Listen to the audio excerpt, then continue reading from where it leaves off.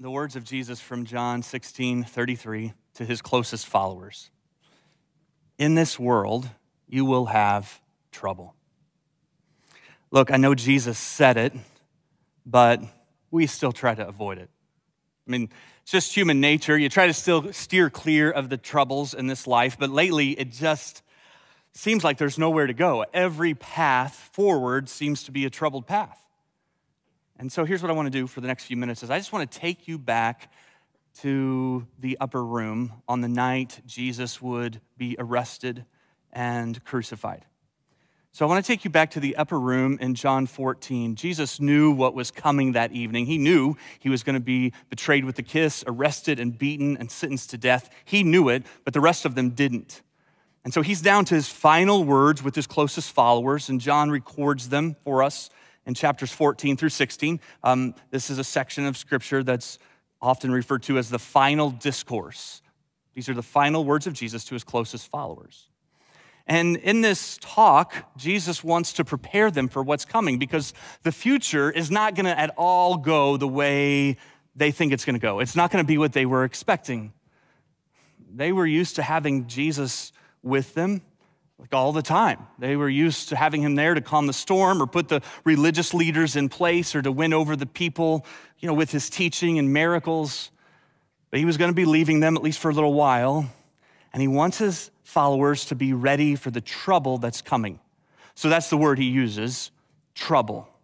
And we see this word used throughout the final discourse where Jesus again and again warns them of what's coming. And so the discourse begins with Jesus saying in chapter 14, don't let your hearts be troubled. And it ends in chapter 16 with Jesus saying, in this world, you will have much trouble. And the word trouble is a severe word. There's other words that could be used for annoyances or frustrations, but that's not this. This is a word reserved for deep pain, for intense struggle, for overwhelming discouragement. And so Jesus begins and ends his talk by making sure they understand that trouble's coming. You need to be ready for it.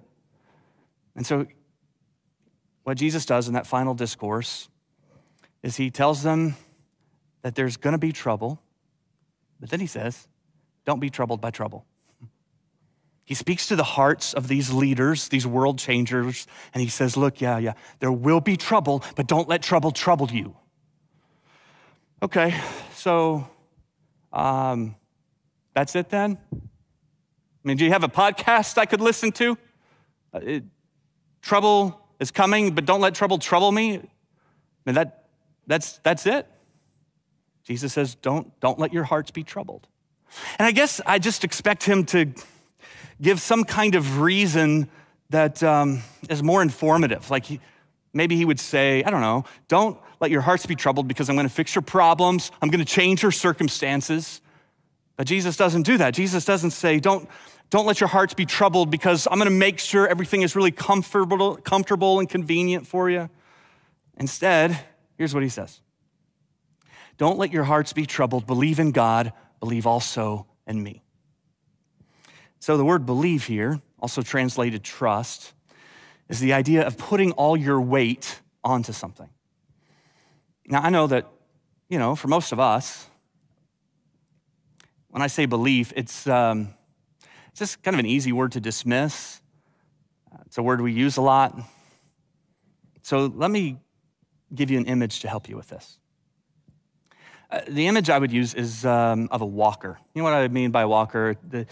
You might see somebody elderly using a walker where they put their weight on it, and then they take a step forward, and they put their weight on it, so they take a step forward, put their weight on it. That's walker. And it's a pretty decent image for the word belief, because belief is what you put your weight on so that you can move forward. That's belief. What do you put your weight on so you can move forward? Whatever you put your weight on, that's what you believe in. And in this season, one of the things we've been reminded of is that if you put your weight on anything or anyone other than Jesus, you discover that it doesn't hold up. And I think there's a lot of frustration in our world right now. There's a lot of anger and division because what people are trying to put their weight on isn't working. And we want to move forward, but we put all of our weight on a political system. We put our weight on social structures or even on the Constitution, and it just can't seem to handle the weight of everything happening in our world. And so people become angry and discouraged and disillusioned because it feels like we're putting our weight on something that promises to hold us up and allow us to move forward, but it doesn't. And we get stuck or we fall on our face. And so the question that we're wrestling with is, do I really believe in Jesus? You know, in seasons like this where we're facing cultural tensions and health threats, this is the time for us to double down on Jesus. For us to declare our go-to is the gospel, our creed is the cross. To tell people who want to be a part of a movement to change the world, we've got a movement for you, and our movement is his mission. In this season of trouble, you know, that sometimes feels a little bit more like tribulation, we're going to put all of our weight on Jesus. That's what it means to believe in him. And so as Jesus talks to his disciples about the way forward, those are the two words that jump out in this final discourse. The two words are trouble and belief. In fact, in the first half of John 14, Jesus tells his followers to believe a half a dozen times. And when he tells them to believe, it's a command. Like he doesn't say, hey, here's a best practice for you. He doesn't say, here's a helpful hint. He says to believe. It's a command. And I know it seems a little bit simplistic, this message, to a bunch of church leaders. But look, I mean, Jesus decided that this was the message his disciples needed to hear. And again and again, he had taught them with parables and different lessons and messages, but when it came down to it, this is the one that he circled. He commands them to believe. Why? Because belief in your heart is what allows you to keep moving forward. Belief is what keeps trouble from troubling you. But it's a command.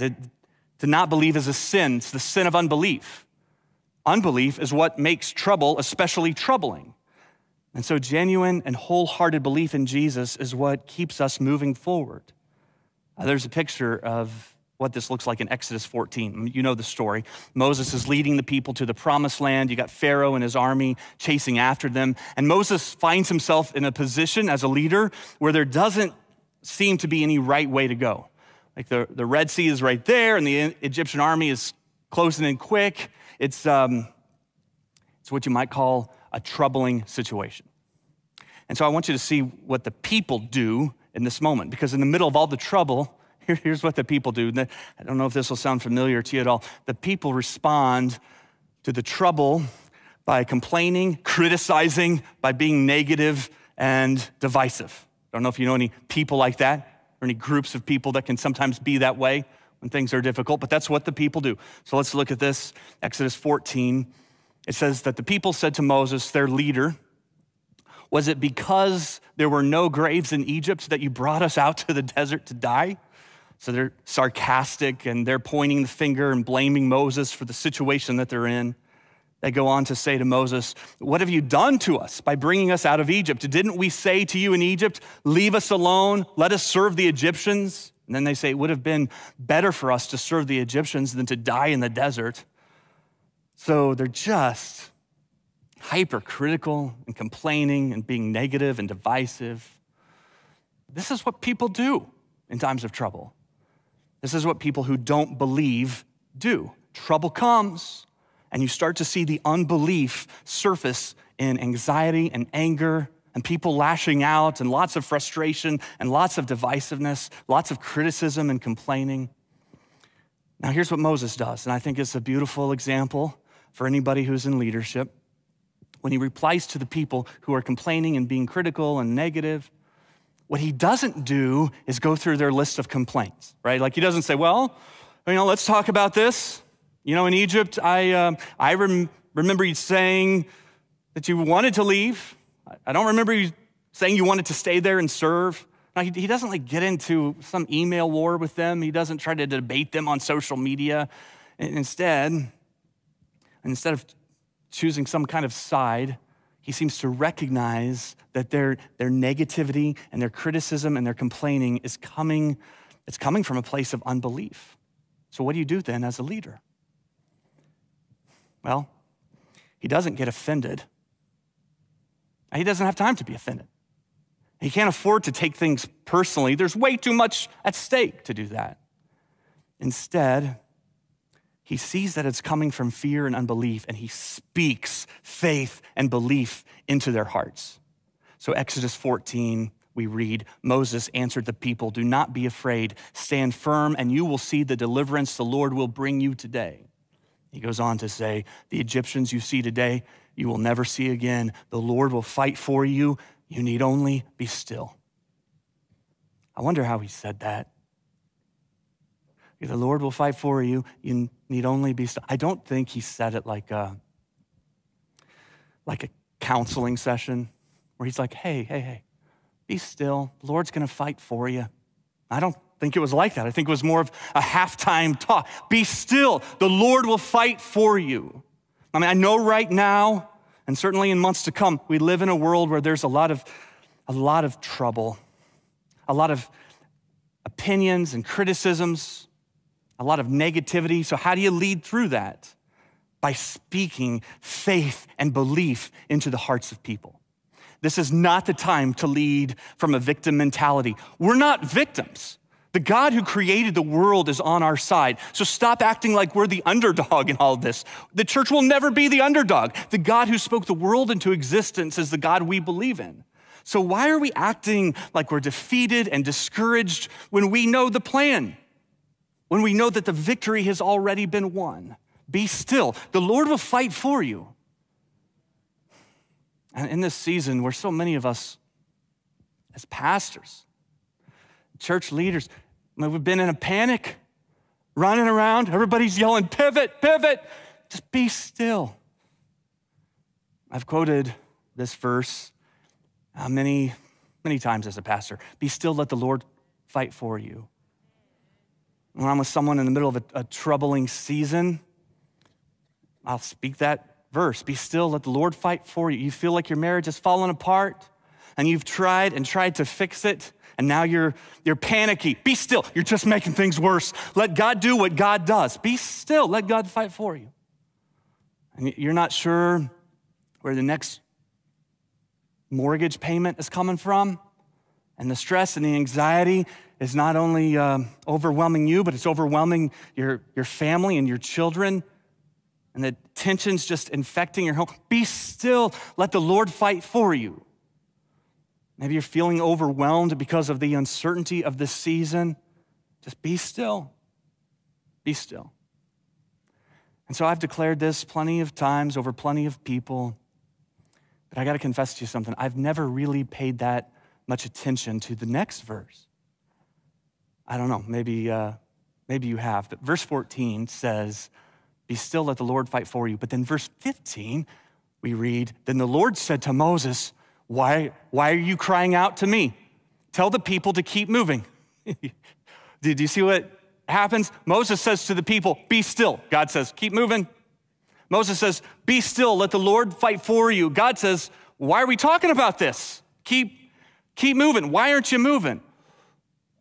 Well, there's a Red Sea right here. It's right here. Keep moving. Keep moving forward. And look, this is what belief does for us. Belief allows us to be still without stopping. Belief allows us to be still in our spirit while we continue to move forward with our feet. And I don't know about you, but that is a message that I need in this season of life. Like, it's not just be still or move forward. It's be still and move forward. I'm going to keep moving forward. I'm going to keep moving forward with the stillness in my spirit that comes from knowing that God will fight for me. I'm going to keep moving forward with the calm confidence that the battle belongs to the Lord. And that's what happens in Exodus 14. The people move forward. God splits the Red Sea. The people walk through it. And what Moses does for the people is my commitment as a pastor in this season to say to our church, look, we're not going to freak out. We're not going to do it. We're not going to be the freak out people. We're not going to act like we don't have confidence when we have confidence. We're not gonna act like we don't have hope when we have the hope of the world. We're not gonna act like we don't have power when the same power that brought Jesus back from the dead is available to us today. Everyone else is troubled by trouble. We're not, because we know that the Lord is the one who fights for us. So look, I know there's trouble. I'm not troubled. I know things are uncertain, but I am certain. John 16, verse 33, Jesus says, in this world you will have trouble, but take heart. I have overcome the world.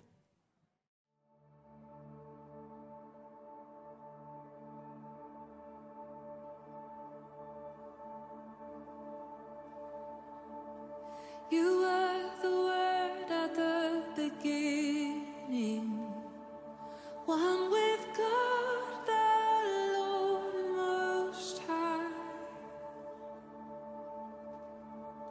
Your hidden glory in creation, now revealed in you, our Christ. What a beautiful name it is. What a beautiful name it is. You sing. The name of Jesus Christ, my King. What a beautiful name it is. Nothing compares to this. What a beautiful name it is. The name of Jesus.